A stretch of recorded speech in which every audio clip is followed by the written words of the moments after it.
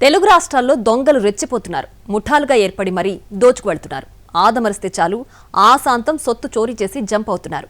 ఇళ్లు తాళం వేసి ఉంటే చాలు ఇంట్లోని వారు వచ్చే వరకు ఉన్నదంతా ఊడ్చుకెళ్తున్నారు. అంతేకాదు ఈ మధ్య నైస్గా ఇంట్లోకి సర్వీస్ పేరుతో చొరబడి కూడా చోరీలు చేసేస్తున్నారు. ఇలాంటి చోరీలు తెలుగు రాష్ట్రాల్లో సంచలనం సృష్టిస్తున్నాయి. నిజామాబాద్ జిల్లాలో బ్యాంకుల దగ్గర చోరీలకు పాల్పడే మహాముఠా హల్చల్ చేస్తుంది. సినీ ఫక్కీలో చోరీలకు పాల్పడుతూ పోలీసులకు సవాలు విసురుతోంది ఓ ముఠా.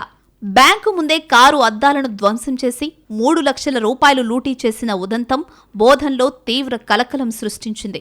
జాడి జమాల్పూర్ గ్రామానికి చెందిన హరిబాబు వ్యవసాయ భూమి కొనుగోలు చేశారు. ఈ భూమికి సంబంధించిన డబ్బులు చెల్లించేందుకు కెనరా బ్యాంకులో 3 లక్షల రూపాయలు డ్రా చేసేందుకు వచ్చారు. బ్యాంకులు డబ్బులు డ్రా చేసి కారు డాష్ బోర్డులో పెట్టి మరో బ్యాంకుకు వెళ్లారు.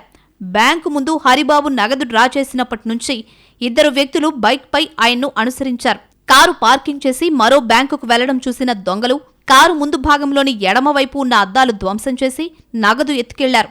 ఆ ముఠా చోరీ దృశ్యాలు సీసీ కెమెరాలో రికార్డయ్యాయి. దుండగులు ముఖాలు కనిపించకుండా జాగ్రత్త పడ్డట్లు సీసీ ఫుటేజ్లో కనిపిస్తుంది. ఈ తరహా చోరీ కొద్ది రోజుల క్రితం బాన్సువాడలో జరిగినట్లు పోలీసులు గుర్తించారు. అక్కడ చోరీ చేసింది ఇదే ముఠాగా పోలీసులు నిర్ధారణకు వచ్చారు. డబ్బులు డ్రా చేసి కారులో పెట్టి మరో బ్యాంకుకు వెళ్లి వచ్చేలోపు నగదు లూటీ చేశారని బాధితుడు ఆవేదన చెందుతున్నారు. సరిగ్గా నెల క్రితం బాన్సువాడలో ఓ వ్యక్తి బ్యాంకులో 8 లక్షలు డ్రా చేసి కారులో పెట్టి షాప్కు వెళ్లి వచ్చేలోపు కారు అద్దాలు ధ్వంసం చేసి లూటీ చేశారు. ఇప్పుడు బోధన్లో ఇదే తరహాలో చోరీ చేయడం వెనుక ఆ ముఠా పనిగా పోలీసులు నిర్ధారణకు వచ్చారు. మహారాష్ట్రకు చెందిన ముఠాగా పోలీసులు అనుమానిస్తున్నారు. ఈ ముఠాకు స్థానికంగా ఎవరు సహకరిస్తున్నారు అనే కోణంలో దర్యాప్తు చేస్తున్నారు. మార్కాపురం జిల్లా పుల్లల చెరువు మండలంలోని కమ్మవారిపల్లిలో భారీ చోరీ జరిగింది.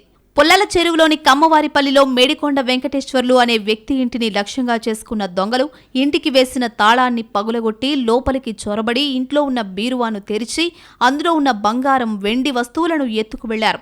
ఈ చోరీలో దాదాపు 23 లక్షల రూపాయల విలువైన బంగారం మాయమైందని బాధితుడు పోలీసులకు ఫిర్యాదు చేశారు. దీంతో రంగంలోకి దిగిన పోలీసులు క్లూస్ టీం సహాయంతో ఆధారాలు సేకరించారు. టెక్నికల్ ఎవిడెన్స్ ఆధారంగా అంతర్రాష్ట్ర దొంగలను పట్టుకున్నారు. 2 దొంగలను నల్గొండ జిల్లాకు చెందిన వారిగా పోలీసులు గుర్తించారు.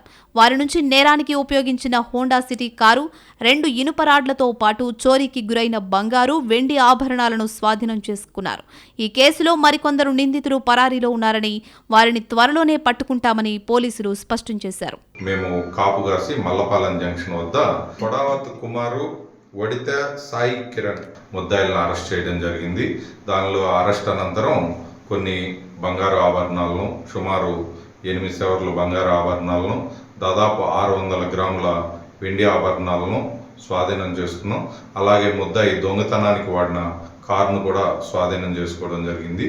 ఇంకో 2 అరెస్ట్ కావాల్సి ఉంది. వాళ్ళు వచ్చేసి పవను, సాయి అని ఇంకో 2 అరెస్ట్ కావాల్సి ఉంది. వారిని కూడా త్వరలోనే పట్టుకుంటామని తెలియజేస్తారు. హైదరాబాద్లోని ఎల్బీ నగర్ పరిధిలో ఓ దొంగను పట్టుకుని దేహశుద్ధి చేశారు స్థానికులు. ఆ తర్వాత అతన్ని పోలీసులకు అప్పగించారు.